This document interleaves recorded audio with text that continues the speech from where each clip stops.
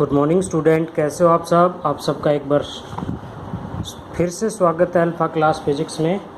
तो देखिए, हम चैप्टर पढ़ रहे थे किसका, रिफ्रैक्शन ऑफ लाइट का। तो आज रिफ्रैक्शन ऑफ लाइट के अंदर एक नया टॉपिक करेंगे। आज की जो डेट है 17 अगस्त 2020। Okay, refraction from rare to denser for a convex refracting surface. Refraction from rare to denser, इसका अर्थ क्या हुआ कि ऑब्जेक्ट कहाँ पे रखा हुआ है, रेयर मीडियम में। ऑब्जेक्ट कहाँ पे रखा हुआ है, रेयर मीडियम में। रे ट्रेवल कर रही है रेयर से डेंसर में for a convex refracting surface. और फ्रंट सरफेस कैसा है, कॉन्वेक्स टाइप का, जो बाहर की तरफ उभरा हुआ है। तो हमने रिफ्रैक्टिंग सरफेस कंसिडर किया। ये वाला जो है डेंसर मीडियम है, ये कंप्लीट डेंसर मीडियम है अंदर। ये रिफ्रैक्टिंग सरफेस हो गया कॉन्वेक्स टाइप। और ये जो लाइन है पोल और सेंटर से पास होने वाली, ये है आपकी प्रिंसिपल एक्सिस। एक क्वेश्चन आप समझ लीजिए, 6 क्वेश्चन इसी टाइप के हैं, वो आपको इजीली कर सकते हो आप। ऑब्जेक्ट रखा हुआ है यहाँ पे, जो रे यहाँ से जाती है इंसिडेंट रे कहलाती है। लेट अस कंसीडर ये ऑब्जेक्ट के साथ में अल्फा एंगल क्रिएट कर रही है। यहाँ जहाँ पे आपका रिफ्रैक्टिंग सरफेस स्टार्ट होता है, उस पॉइंट पे हमने नॉर्मल ड्रा किया जो सेंटर से पास होके गुजरेगा। ये जो है नॉर्मल सेंटर से पास हो रहा है। रे रिफ्रैक्शन के लाज आपने पढ़े। रे जब रेयर से डेंसर में जाती है तो बेंड टुवार्ड्स द नॉर्मल की तरफ मुड़ गई। तो ये जो रे आपकी यहाँ से जा रही थी, ये बेंड होके इधर आ गई। और जिस पॉइंट पे प्रिंसिपल एक्सिस पे मिलती है, उस पॉइंट पे क्या बनेगी, इमेज।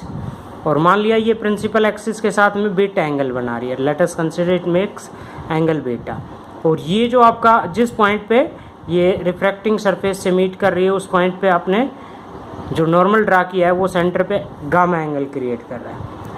पोल से ये ऑब्जेक्ट जो है वो u डिस्टेंस पे है, पोल से ये इमेज v डिस्टेंस पे क्रिएट हो रही है। ये हमने पढ़ा, ठीक है। अब इन ट्रायंगल्स जो प्रोसीजर है, आप प्रोसीजर को अच्छे से समझ लीजिए। ये सभी में एक जैसा है। तो इन ट्रायंगल ODC, तो देखिए 2 एंगल्स हैं। क्या प्रॉपर्टी होती है कि किसी भी ट्रायंगल के 2 इंटरनल एंगल्स का सम एक्सटर्नल एंगल के इक्वल होता है। यानी कि angle I is equal to alpha plus gamma. Angle I is equal to alpha plus gamma. और दूसरी जो ट्रायंगल हम लेते हैं, ट्रायंगल कौन सी होगी आपकी, IDC इस ट्रायंगल में। अब 2 एंगल कौन से हो गए, देखिए ये है आपका एंगल ऑफ रिफ्रैक्शन। इन दोनों एंगल का सम इसके इक्वल होगा। R plus beta is equal to gamma, R is equal to gamma minus beta. आपके पास एंगल R आ गया, एंगल I आ गया। स्नेल्स लॉ का इस्तेमाल करते हैं, using Snell's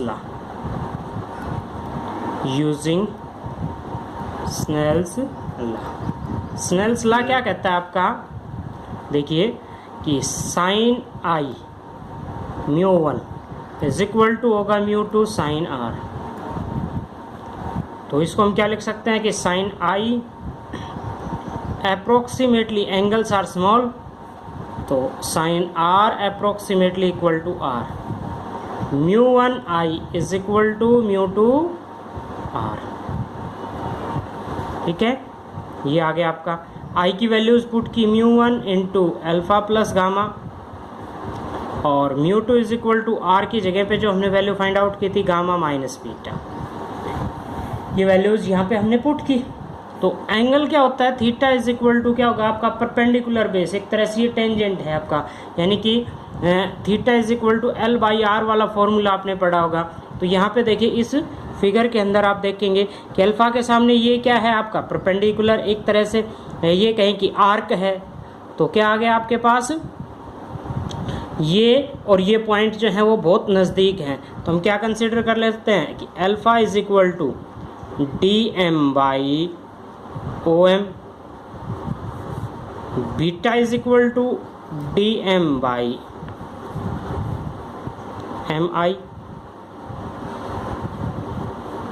gamma is equal to dm by cm। अब इस फिगर में फिर से देखिए कि P and M points are very close to each other, तो हम क्या लिख सकते हैं आपका यहाँ पे देखिए कि OP approximately equal to OM और आपका IP या PI approximately equal to MI और आपका इसी तरह से CP या PC इज इक्वल टू, क्योंकि ऑल मेजरमेंट पोल से स्टार्ट करेंगे, अप्रोक्सीमेटली इक्वल टू MC। ठीक है, तो यहाँ पे वैल्यूज़ पुट करते हैं। आपकी अल्फ़ा की वैल्यू क्या होगी आपकी DM अपॉन में क्या आ जाएगा OM, ये वाला μ1 इंटू अल्फ़ा की जगह पे ये वैल्यूज़ पुट करते हैं DM upon OM plus gamma की जगह पे DM अपॉन में CM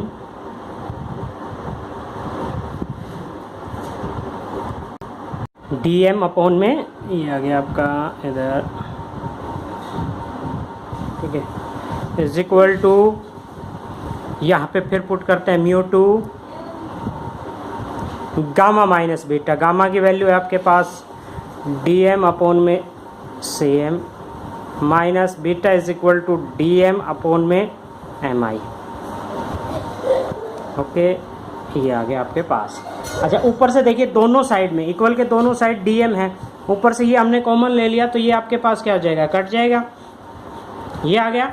अच्छा, अब क्या बचते हैं, using sign conventions, using sign convention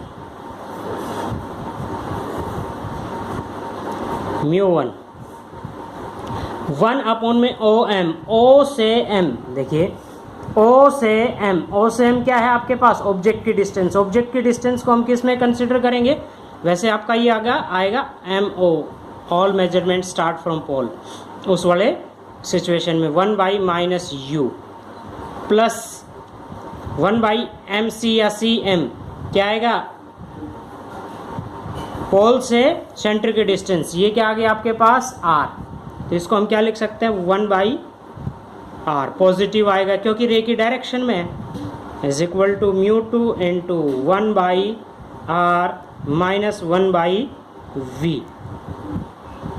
ये आ गया आपके पास इक्वेशन। अब इस इक्वेशन को हम सोल्व करते हैं। देखिए इस इक्वेशन को जब हम सोल्व करेंगे तो आपके पास आएगा μ1 अपॉन में माइनस U प्लस μ1 अपॉन में R। वेरिएबल्स को हमने सेपरेबल कर लिया, μ1 एक तरफ ले लिया, μ2 एक तरफ, μ2 अपॉन में R माइनस μ2 अपॉन में V।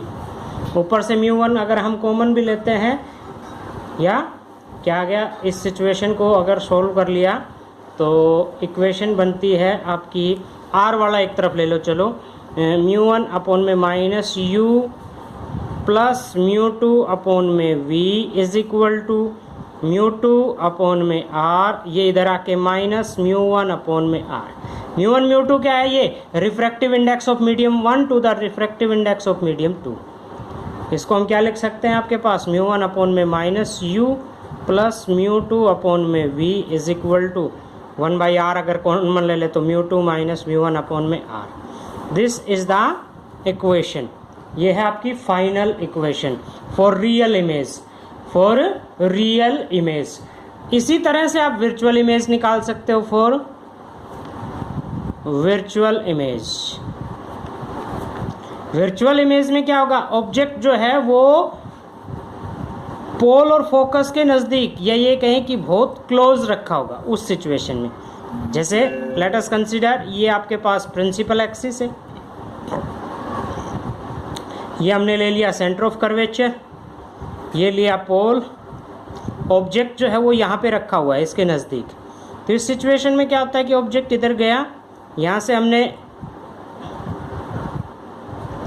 नॉर्मल ड्रा किया, बेंड टुवर्ड्स द नॉर्मल, और नॉर्मल की तरफ भी मुड़ेगा तब भी ये कहाँ जाएगी, रे इस डेंसर मीडियम से बाहर निकल जाएगी। तो हम क्या करते हैं, वर्चुअली इसको पीछे खींच के लेके आते हैं और जहाँ पे जाके ये मीट करती है उस पॉइंट पे हमने क्या बनाई, इमेज।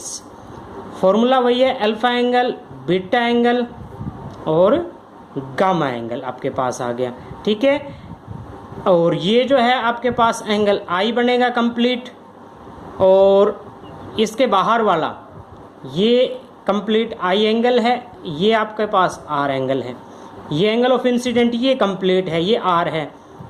यहाँ से एक परपेंडिकुलर ड्रान कर लेते हैं। बाकी प्रोसीजर जो है वो आपका सिमिलर है। ट्रायंगल्स के नाम यदि हम सिमिलर रखते हैं तो सभी सिमिलर ही आपके पास आएंगे, यानी कि आपका जो प्रोसीजर है वो सेम पहले जैसा होगा।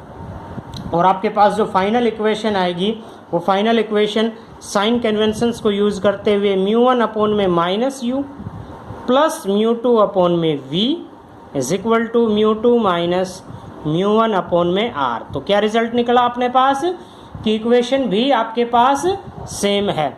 When refraction from rare to denser for a convex spherical surface, convex spherical surface का जो फाइनल इमेज है वो और रियल हो या वर्चुअल हो, दोनों ही केसेस में आपके पास इक्वेशन क्या आती है। ये एग्जाम में कई बार क्या आता है, इक्वेशन दे दी जाती है, ये आपने इक्वेशन याद रख लेनी है और फिर आपने इसका डेरिवेशन सोल्व करके दिखाना है, ओके। और अगला जो क्वेश्चन है वो आपका है कॉनकेव रिफ्रैक्टिंग सरफेस का, refraction from rare to denser for concave spherical surface. Next आ जाता है आपका similar refraction from denser to rare. अब उस अगले केसेस में क्या आएगा, ऑब्जेक्ट डेंसर मीडियम में रखा होगा और इमेज जो है वो रेयर मीडियम में बनेगी, ओके।